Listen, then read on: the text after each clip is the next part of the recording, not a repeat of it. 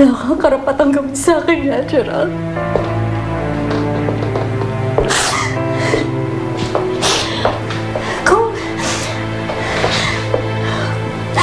Kung naka-Esmeralda yung anak ko, buhay siya.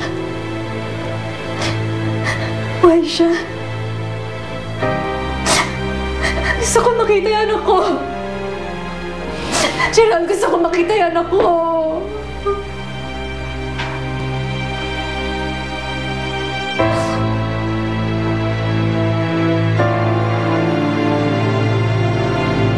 Biglaan naman tong pag-alis nyo.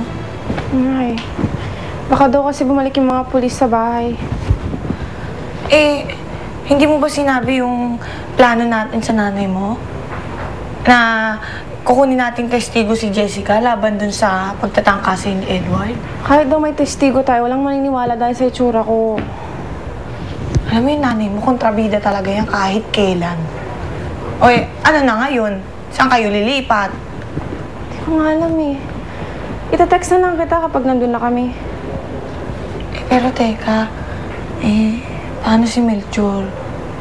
Gusto ko nga sana magpaalam eh. So ayaw ni Inay na palabasin ako ng bahay. Hindi nga ako nakakalabas hanggat di ko suot yung blusa. Pero, gusto mo pa rin magpaalam sa kanya? Siyempre naman. Kaibigan ko si Melchor. Hindi ko nga alam kung kailan kami magkikita ulit.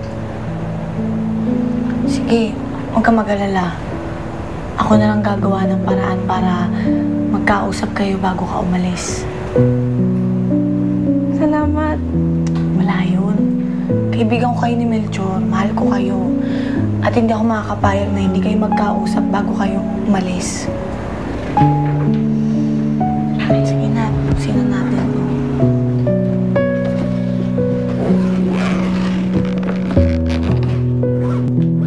Salamat dito ha, nag-abala ka pa naman. Ay, nga pala, kumusta yung naging lakad mo? Naku, Nay, pinapabalik po ako bukas ni Allison para pumirma ng kontrata. Naku, magiging modelo na ang anak ko. Sana sumikat ka gaya nung si Angelo Soriano. Hindi lang yun ang gusto kong mangyari, Nay. Gusto ko mas nahigitan ko pa yung kasikatan niya. Anak, hindi naman masamang mangarap. Ang masama lang dun yung sobra. Bakit naman, Nay? Wala ba yung bilib sa anak niyo? Siyempre meron. Anak kita, no? Kaya lang kasi nung sinabi mong gusto mong higitan yung Angelo, para kang may pinaghuhugutan. May kinalaman ba dito si Jessa?